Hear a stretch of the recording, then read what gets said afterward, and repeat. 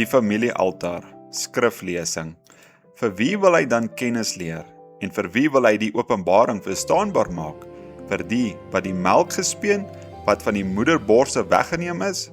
Want dit is 'n gebod op 'n gebod, 'n gebod op gebod, 'n reël op 'n reël, reël op 'n reël, hier 'n bietjie, daar 'n bietjie.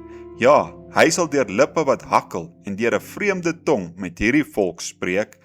Hy wat aan hulle gesê het, dit is die rus, gee rus aan die vermoeides, en dit is die verkwikking, maar hulle wou nie luister nie. Jesaja 28 vers 9 tot 12, boodskaplesing.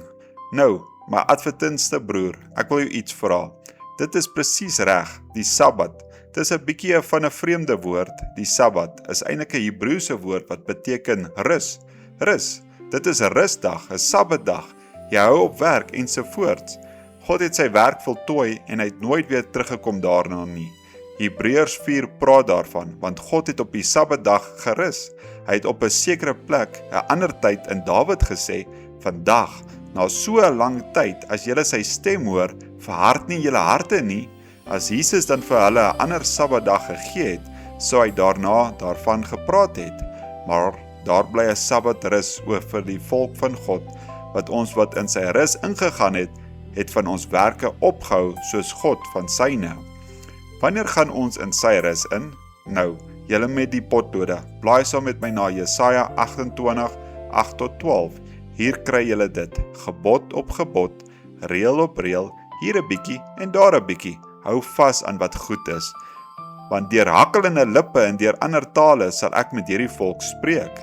En dit is die Sabbat, dit is die rus waarvan hy gesê het dit sou kom. En ten spyte van alles, wou hulle nie hoor nie. Hulle het weggestap en hulle koppe geskit ensovoorts.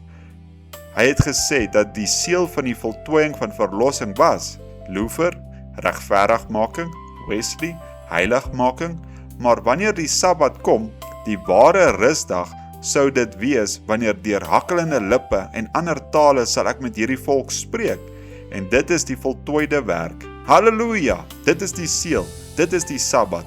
Sien julle nie? Dit is die Heilige Gees, broer. Dit is wanneer jy in die voltooide werk ingaan. As jy net regverdig is dit reg, dit is goed. As jy geheilig is dit goed. Maar wanneer jy die Heilige Gees ontvang, is dit 'n voltooide werk. En God het sy verlossingsplan voltooi. En dit verseël met die doop van die Heilige Gees. Amen. O my, hoeveel glo dit? Die Heilige Gees is oral in die Bybel, 'n voltooide werk. En God het sy werk voltooi. Die merk van die dier, 15 November 1959, deur William Marion Branham.